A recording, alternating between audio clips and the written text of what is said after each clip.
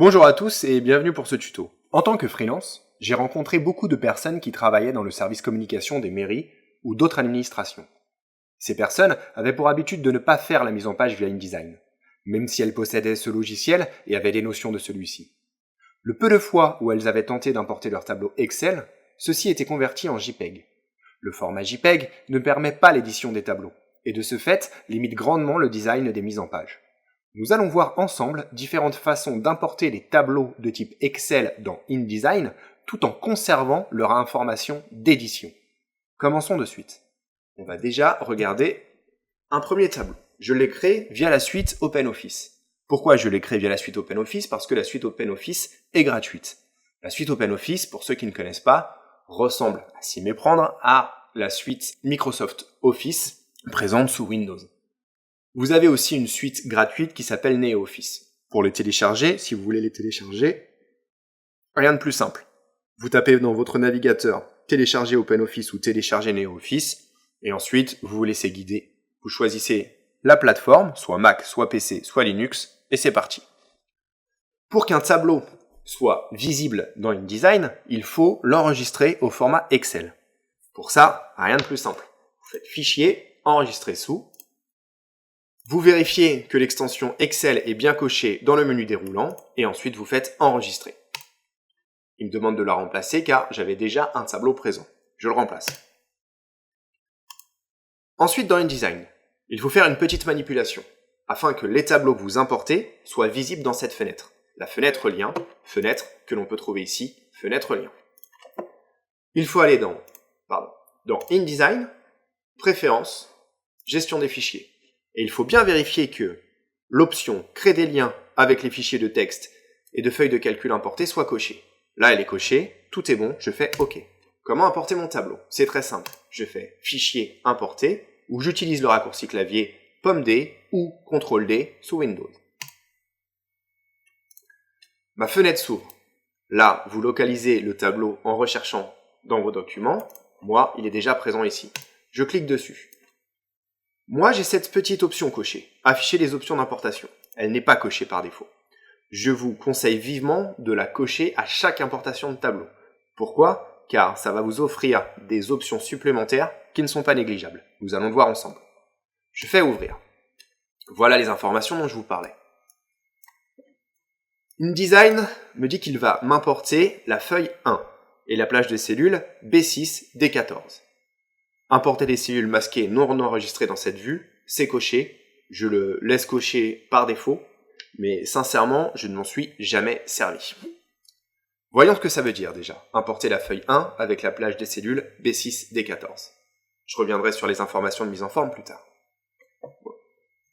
Si je regarde ce tableau, il me dit qu'il m'importe la feuille 1. Tant mieux, car c'est sur la feuille 1 que j'ai mon tableau. Pour preuve, sur la feuille 2, je n'ai rien, et sur la feuille 3, je n'ai rien non plus. Après, il me dit qu'il va m'importer la plage de cellules B6D14. En fait, il a détecté que j'avais un tableau entre B6, la B6, pense à la bataille navale, D14. Voilà, à définir D14. Cette option est intéressante. Si vous voulez, par exemple, prendre une seule partie d'un tableau. Si toutefois j'avais un énorme tableau et qu'une seule partie m'intéressait, j'aurais pu déterminer une plage pour pouvoir importer la partie souhaitée. De retour dans InDesign, j'ai les informations de mise en forme. Tableau non mis en forme, qu'est-ce que c'est? Ça veut dire qu'InDesign va m'importer le tableau sans aucune information de couleur, aucune information typographique. Tout ce que j'ai ici, cette typo qui est en italique, là cette typo qui est boldée, le fond de ligne en gris et ce fond de ligne en jaune n'apparaîtront pas. Et dans style de tableau, vous voyez que je n'ai aucun style de tableau. Ça veut dire que mon tableau ne sera pas mis en forme, et vu que j'ai choisi aucun style de tableau, il n'y aura aucun style de tableau. Qu'est-ce que va me donner cette importation? Je clique et je glisse. Voilà le tableau non mis en forme avec aucun style de caractère. Je reviendrai sur les styles par la suite. Petit raccourci pour que mon cadre de sélection, ce cadre bleu ici, colle parfaitement à mon tableau. Pomme Alt C ou CTRL Alt C sous Windows.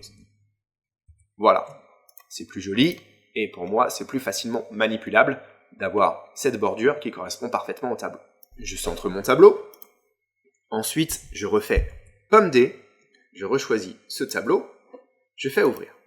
Je vais toujours importer mon tableau non mis en forme. Par contre, je vais choisir nouveau style de tableau. Et nous allons faire un style de tableau ensemble.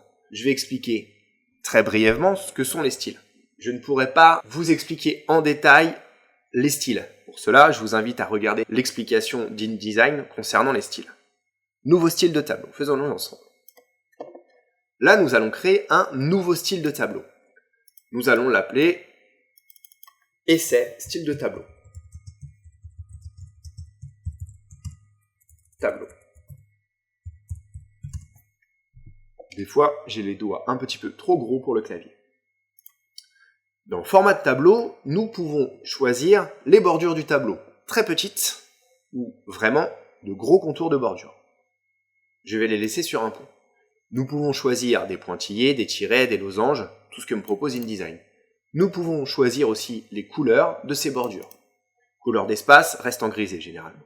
Nous pouvons choisir aussi l'opacité des teintes de ces bordures. Choisir la surimpression de couleurs si toutefois vous êtes vraiment très calé et très pro dans ce qui concerne tout ce qui est surimpression lors du flashage ou autre. Laissons cette information de côté. L'espacement du tableau, c'est à combien d'intervalles mon texte va apparaître. Là, l'espace avant mon texte est d'1,411 mm, c'est généralement la valeur par défaut, et l'espace après est de moins 1,411. Laissons-le comme ça. L'ordre des dessins des contours, je le laisse souvent sur meilleur sommet, car sincèrement, je ne sais pas à quoi servent toutes ces informations. Contour de ligne. Si vous voulez alterner les couleurs de vos lignes. Que sont les lignes sur un tableau?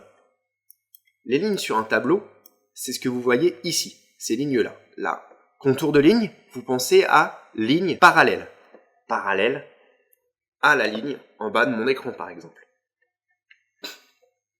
Je peux choisir une ligne sur deux, toutes les deux lignes, toutes les trois lignes, ou je peux personnaliser là où je veux des lignes.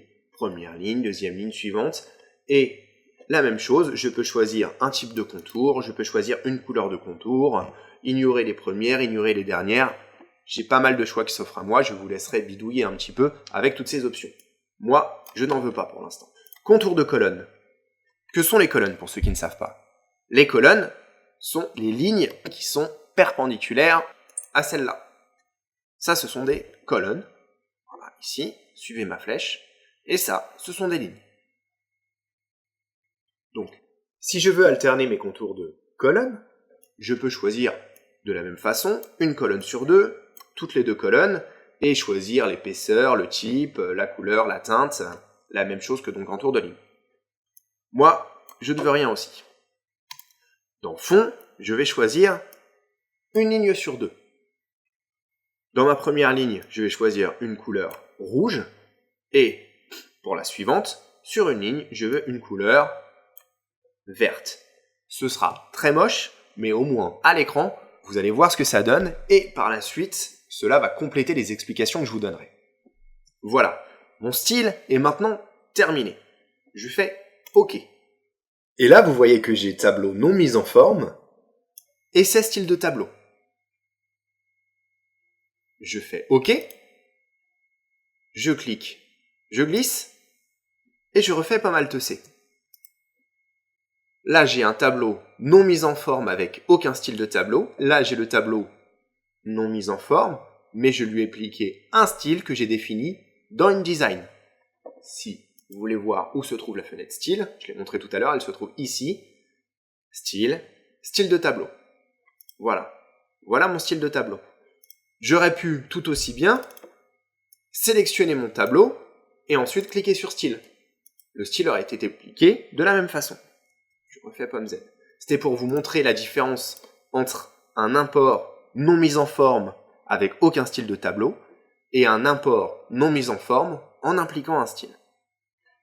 Regardons les autres options disponibles. Je refais pomme D, je clique sur base tableau XLS et je fais ouvrir. J'ai texte tabulé non mis en forme. Le texte tabulé non mis en forme, qu'est-ce que c'est? C'est si je veux uniquement avoir des données tabulées et je ne veux pas l'information de tableau. Ça veut dire qu'il va m'effacer toutes les informations de cellules et toutes les informations de colonnes. Voyons ça ensemble. Là, je fais OK. Et vous voyez, même si je fais W, je n'ai plus aucune information de cellules ni aucune information de tableau. Les données ont été uniquement faites avec des tabulations. La tabulation, c'est ce qui se trouve au-dessus de la touche majuscule.